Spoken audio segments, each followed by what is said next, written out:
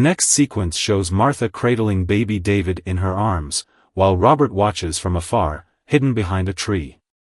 Over the years, we see glimpses of their secret connection, Robert attending school events disguised as a casual observer, slipping envelopes of cash into Martha's mailbox, and writing heartfelt letters that would later become treasured keepsakes. "My mother raised me," David says, his voice steady but emotional. "But my father was always there, in his own way. Through those letters, through the sacrifices he made, I knew he loved me. Even when I couldn't understand why he stayed away." #######. Acts of generosity. The montage transitions to moments of Robert's unseen generosity. We see him handing a check to Walter Jenkins, ensuring the homeless man had shelter during a brutal winter. We watch as he anonymously funds Emily Carter's college tuition, allowing her to pursue her dreams. And we witness him mentoring Marcus Reed, encouraging the young entrepreneur to believe in himself. People called him a philanthropist, Martha reflects. But that word doesn't capture the fullness of who he was. He didn't give because he wanted praise. He gave because he believed in humanity, in our ability to rise above hardship and create something beautiful. ######final days. The final clips show Robert in his later years, sitting alone in his study, penning letters to those he loved. His hands tremble slightly, but his gaze remains focused. In one poignant moment, he places a sealed envelope addressed to David into a drawer, alongside dozens of others. He knew his time was running out, Martha says softly. But even then, he thought of others. Of the legacy he wanted to leave behind. As the montage draws to a close, the screen fades to black once more. This time, David's voice takes center stage, delivering a message that lingers long after the credits roll. "When I think about my father," David begins, his tone reflective, "I don't just think about what he did. I think about why he did it. He lived his life with purpose, with a belief that every act of kindness, no matter how small, could change someone's world." The camera pans to the plaque at the community center, its inscription glowing in the fading sunlight. Martha's voice joins David's, their words intertwining like threads in a shared narrative. "We all have a choice," Martha says. "Will we be remembered for what we took? Or for what we gave? For the lives we touched? The hearts we healed?" The screen cuts to a series of questions, written in bold white text against a black background. How will you be remembered? What kind of legacy will you leave behind? Will you make a difference, even if no one ever knows it's you? The final shot returns to the community center, now bathed in twilight. Children laugh as they chase each other across the lawn, their joy echoing into the evening air. Inside, families gather for workshops and classes, their faces illuminated by the glow of hope and possibility. Martha, David, and Daniel stand together near the entrance, watching the scene unfold. Martha places a hand on David's shoulder, her expression filled with quiet pride. "He would have liked this," she whispers, repeating the phrase that has become a mantra throughout their journey. David nods, his smile widening. Yeah, he agrees. He would have. Daniel steps forward, his gaze fixed on the bustling activity around them. This isn't the end, he says firmly. It's just the beginning. The camera pulls back, capturing the trio silhouetted against the vibrant backdrop of the community center. As the music reaches its crescendo, the screen fades to black, leaving only the sound of laughter and the faint hum of the piano melody. As the story of Robert Hamilton comes to a close, we're left with a powerful reminder of what it truly means to live a life of purpose. His journey wasn't defined by wealth or fame, it was shaped by the quiet acts of kindness, the sacrifices made in the shadows, and the love he gave without expecting anything in return. Robert taught us that legacy isn't about what you accumulate, it's about what you leave behind. It's not the titles or trophies people remember, it's the lives you touch, the hearts you heal, and the futures you help build. This story challenges each of us to reflect on our own lives. What kind of mark do we want to leave on the world? Will we be remembered for what we took, or for what we gave? For the walls we built, or the bridges we created? The truth is, every act of generosity, no matter how small, has the power to change someone's life. And sometimes, the most profound impact comes from the things no one ever sees. If there's one lesson to take away from Robert's story, it's this: true greatness lies in living authentically, giving selflessly, and striving to make the world a better place, not for recognition, but because it's the right thing to do. As Martha so wisely said, be the person who makes a difference, even if no one ever knows it's you. Now, as we bring this chapter to a close, I want to invite you to join us on this journey of storytelling. Every week, we share stories like Robert's, tales of resilience, compassion, and the human spirit's incredible capacity to inspire change. These are stories that will challenge your perspective, tug at your heartstrings, and remind you of the beauty in humanity.